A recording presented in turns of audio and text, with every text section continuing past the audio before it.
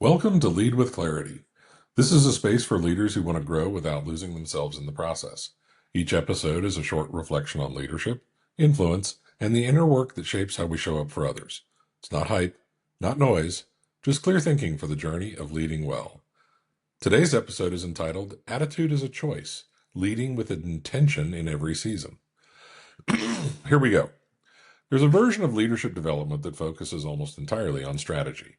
The right framework, the right structure, the right decision tree. And all of that has its place. But there's something more foundational that doesn't get enough attention. Something that determines whether the strategy ever gets off the ground. And that's the mindset that a leader chooses to walk into the room with. Not the mindset they wake up with, the one they choose. And that distinction is everything.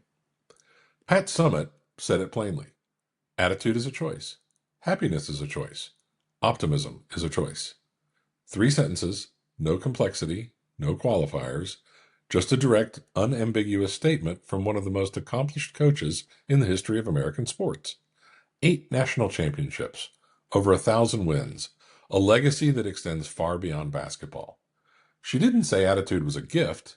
She didn't say optimism was a personality trait you either have or you don't. She said it was a choice.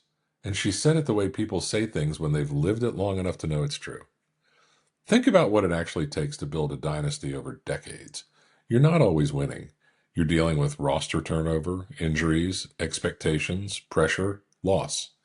And through all of it, the leader sets the tone, not by pretending everything is fine, but by choosing the posture they bring into every room, every meeting, and every hard conversation. I've worked with leaders who were highly capable, technically sharp, strategically sound, and their teams were still underperforming. Not because of the plan, because of the invisible weight that the leaders carried into every interaction. Tension that never got named, doubt that never got resolved, and the team absorbed every bit of it. The room reads the leader. It always does. Teams are remarkably sensitive to the emotional frequency their leader operates on. When a leader chooses conviction, that choice ripples outward. When a leader defaults to anxiety or cynicism, that ripples outward too. Here's where I see leaders get this wrong. They hear, choose your attitude, and they interpret it as pretend to be positive. So they put on a performance. They force the smile. They say the right words with the wrong energy. And their team sees right through it. That's not what Summitt was talking about. And it's not what effective leaders do. Choosing your attitude doesn't mean suppressing what's real. It doesn't mean papering over hard truths with forced enthusiasm. That's not optimism. That's avoidance. And leaders who lead that way erode trust faster than leaders who are openly struggling. The real move is more disciplined than it looks. It's choosing what you believe about what's possible, separate from what's difficult. Optimism in leadership isn't a feeling. It's a position. It's deciding, before you walk in, that your team has what it takes to navigate this, that the challenge is solvable, that the setback is information, not verdict. That's what gives a leader the ability to be honest and encouraging at the same time.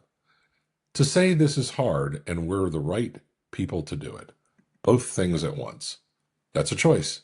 And it's available to every leader in every situation, regardless of the circumstances that they've inherited. So here's what I want you to sit with. Think about the spaces that you walk into this week. The meetings, the one-on-ones, the moments where your team is quietly looking to you to calibrate. What attitude are you choosing before you get there? Not after you see how things are going, but before, because that's when the choice actually matters. You don't control the scoreboard. You don't control what happened last quarter or what the market is doing, but you control the posture you bring to it. And over time, that posture shapes the entire culture around you. Pat Summitt's 3 sentences aren't inspirational decoration. They are a leadership operating system. Attitude is a decision. Happiness is a decision. Optimism is a decision. Not something that happens to you based on results. Something you commit to regardless of them. The leaders who get this, who truly internalize that their mindset is a choice that they make every single day, those are the leaders whose teams want to follow them into hard seasons. Not because everything is easy, but because the leader has decided what to believe, and that decision creates a kind of gravity that pulls the whole team forward. That's the practice.